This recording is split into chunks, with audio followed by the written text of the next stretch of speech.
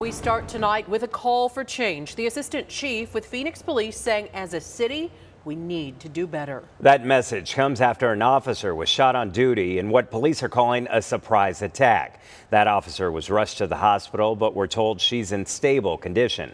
Our Ashley Paredes is live near 39th Avenue and Baseline, walking us through how we got here.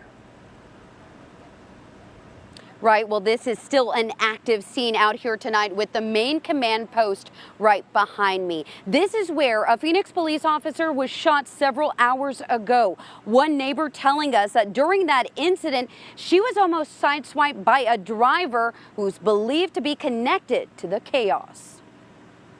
Was against me right there. Jennifer McCade was driving home for lunch, almost there, when a black car turned onto the same street. Nearly ran me into my neighbor's car across the street, and before I could actually turn off into my main street, the car was actually still heading westbound and came into a little circle drive area and then sped off. Jennifer went into her home after that encounter, and then minutes later. So just happened to look out the window, and then next thing you know, I see all police officers taping off the area. Phoenix police say one of their officers, a 19-year veteran of the department, was shot multiple times while on duty in the area of 39th Avenue and Baseline. Police crediting her ballistic vest for likely saving her life. Honestly, if the police are getting attacked, I don't feel safe at all. SWAT surrounding a home in that area for nearly 2 hours.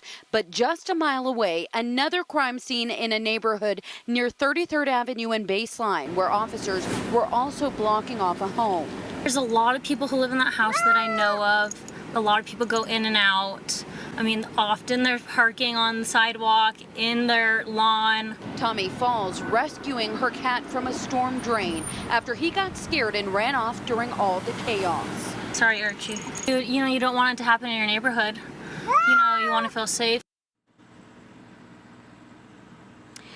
At this time, it's still unclear why police were exactly out here in the first place in this area. And we just got an update from police. They tell us that 2 people were detained and they will be booked on multiple felony charges, but it's still unclear on which location they were detained at and whether one of them includes the shooter. So we, of course, will bring you an update as soon as we get one. I'm Ashley Paredes, ABC 15, Arizona. Thank you, Ashley. Well, this shooting is the 18th time an Arizona officer has been hurt in the line of duty so far this year.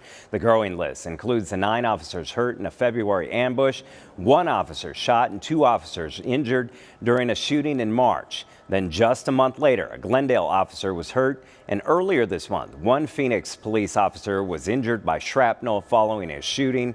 Then more than a week ago, 1 officer was killed, another was hurt in White River.